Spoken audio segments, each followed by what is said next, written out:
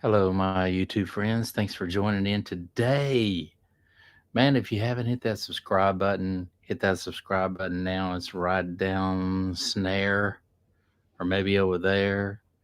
But hit that subscribe button and ring that bell because we got a lot of great things going on. And one thing we got going on is hello, Bull Tide. Thanks for joining in tonight. One thing we got going on, man, and it's every month. It's a Shure microphone giveaway, and you don't want to miss out. The way you enter in the contest is you put down there below, man, a little description why you love Shure microphones. Smash that bell a couple times, hit that subscribe button, and that'll enter you in the contest to win a Shure microphone each month. But today, man, I wanted to talk about the Distressor compressor. This, by far, guys, has been one of the best compressors I've ever used in my life. They came out with this compressor in 1996, and I didn't get my first one and work on my first one with my first one until around 2010. And I went through a move and whatnot, and I had to sell it. But I ran across this old manual in my in one of my old boxes that I had, and I started reading through it and ran across some of the settings that I'd jotted down on the back. Some of my favorite settings, but this compressor, man, is like going into an ice cream store with 1,000 different flavors. Man, you can get it pretty much mimics all the classic compressors out there, and it is a must-have compressor. I've got to get one back in my studio, man. I miss it so much. I miss all the sounds that I was able to dial in with this thing. And they recommend that you start everything out on 5 straight across the board in any ratio that you want to start on. And I'm telling you, man, it's. I mean, it's a no-brainer. You can't go wrong. I mean, you don't even have to know anything about compressors at all, and you're going to get a great sound using this compressor.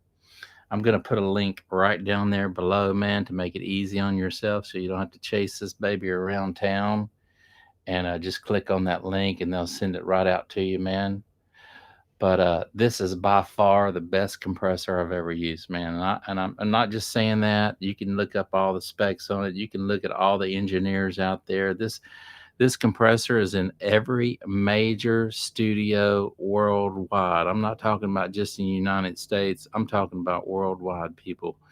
And it's a little pricey, but it's built like a freaking tank. And man, you just gotta have this baby. You just gotta have it, man. I found it and I was reading all the specs on it, and just some of the different settings. Now, this, keep in mind, this is an old manual. I don't know what the new manuals look like, but they give you some start out settings to start on vocals, guitar, and bass guitar. Bass guitar,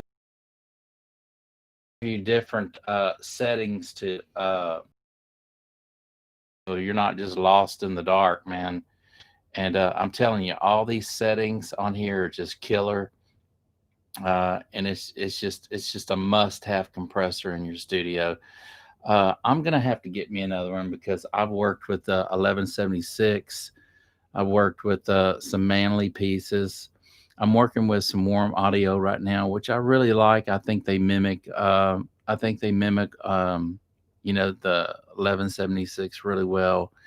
But man, I gotta tell you, this one right here does so many different compressors. And whenever you're working with different styles of music, and I love working with different genres. I love doing folk and just whatever comes to mind.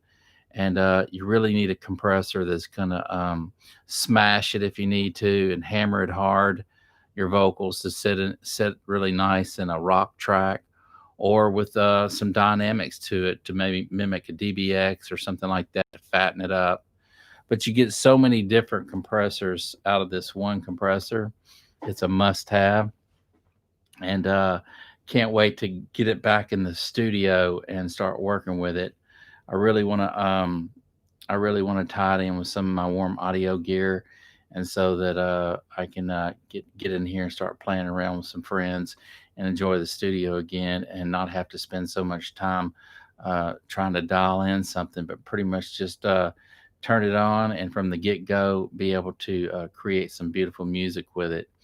Like I say, it's been a while since I've had my distressor, and I think they went up a little bit since I bought mine, but now they have a British model as well that you can get. So they've done some upgrades on this one right here, but to be honest with you, I don't really see how they could have done too much more. I know these guys are geniuses whenever they came out with this piece, so I'm sure the British model is adds a little more color and a little more flavor in different areas. But I got to tell you, man, I just I fell in love with this distressor when I got it, and I actually bought me another piece of manly gear whenever I purchased this distressor, and I was caught between playing between the two, and I ended up using this piece more than any other piece that I had in my studio, just because it was so versatile. And man, everything that I put through it, whether it was acoustic guitar, vocals, or whatever, if I wanted a little bit of compression on things to tighten up the mix, it was there. If I wanted to slam it really, really hard and spank it, they've got a setting called spank. I'm not sure if it was on this one or the Fatso, because I had a Fatso as well, made by Empirical Labs, and I had those two pieces in my studio, and I was back and forth between the two, and it just, everything, like I say, just was amazing sounding. And man, I can't wait to get it again in my studio, call over some friends, and hang out and write some really cool music. And I think that's the funnest part about having some really nice equipment to play with, is you can really concentrate more on the music, and just and pretty much run anything through something nice, and you're going to get the colorization of something, and you're going to get, I mean, it's going to sound good regardless of what you throw through it. And that's what's nice about spending buy once with no regrets, or pay me later, is what my dad used to say. And I love this piece, and I know you're going to have to drop a little bit of cashola on it to get it. But man, this compressor, with one good microphone and one good preamp, you'll probably be able to do all the tracking you need to do if it's just you and you're laying down multi-tracking, and you're laying down vocals, and then, or guitar, and then you'll go vocals, or however you want to lay it down. But that's all you'll need, man. You'll need one good microphone, one good condenser microphone, maybe a Shure SM57, and to mic your guitar cab or whatnot. But man, you're on your way to actually producing some great music. And this is a must-have, guys. You gotta have it, man. You gotta have it. I'm gonna make it easy for you, man. Click that link down there below. Help support this channel. Get you one of these babies.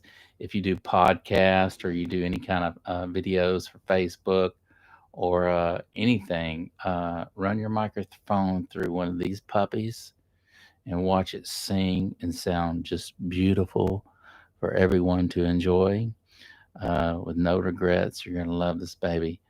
And I'm going to have to drop the bullet myself and get one of these puppies real soon, and put this in my studio. It is a must have. And I got to tell you, man, I really, really miss it. I just wanted to get on here. I found this. Like I say, I found my old my old oh gosh. Anyway, I found this, and I love it, man. I was just reading through it, and I was like, man, I gotta share this with everybody, and I gotta share my thoughts about the distressor and all the different modes that they give you here. Look, pet tricks. They've got a little deal right here. It says pet tricks, and all these little things. I love the way they wrote this manual out, because there's a lot of humor involved in it, and they knew what they were doing when they put this together, man. It wasn't just somebody just coming up with or mimicking somebody else's stuff, but it was somebody, I think his name's Dave Derr, who actually came out with this in 1996. But it was him who was behind the mastermind behind the Distressor, and man, just came out with so many different flavors of compression on different things, way far beyond his time, coming out with this baby. Got to get one in your studio. I got to get one in my studio. And it is a rocker. It's a 5-star compressor.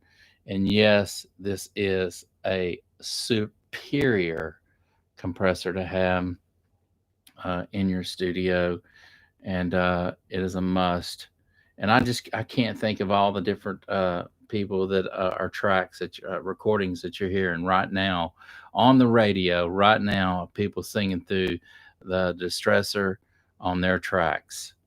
So I mean, it'd be interesting to know the amount of people right now that you're hearing on the radio singing through this compressor uh, today. It's a must-have. Get you one. Thanks for joining in today.